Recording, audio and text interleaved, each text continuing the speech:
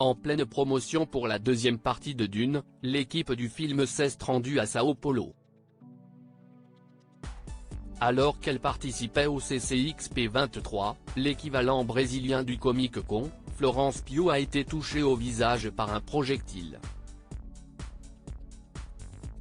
À seulement 27 ans, Florence Pugh a déjà marqué le tout Hollywood de son empreinte. Ari Aster, Greta Gerwig, Christopher Nolan ou encore Olivia Wilde, les plus grands réalisateurs de leur génération se bousculent pour voir apparaître la jeune actrice britannique dans leur film. Et si est désormais au tour du très grand Denis Villeneuve de s'intéresser de près à la belle blonde. En effet, la star de Downton Darling sera très prochainement à l'affiche du deuxième volet de Dune, qui compte déjà Zendaya et Timothée Chalamet.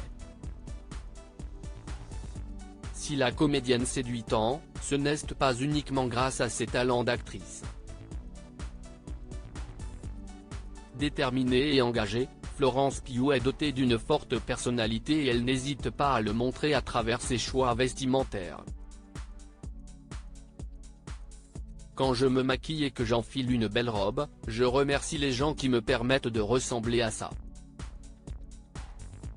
Mais je veux aussi que mes fans sachent que je ne ressemble pas toujours à cette version idéale, et qu'il arrive que certains jours j'ai, par exemple, de l'acné en raison du stress, confiait-elle à Madame Figaro début novembre.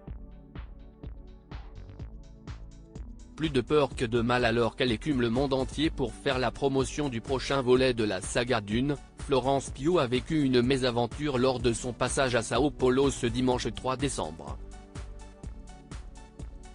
Invitée au CCXP23, équivalent brésilien du Comic Con, aux côtés de Zendaya, Timothée Chalamet, Austin Butler ou encore Denis Villeneuve, l'actrice a reçu un projectile en plein visage.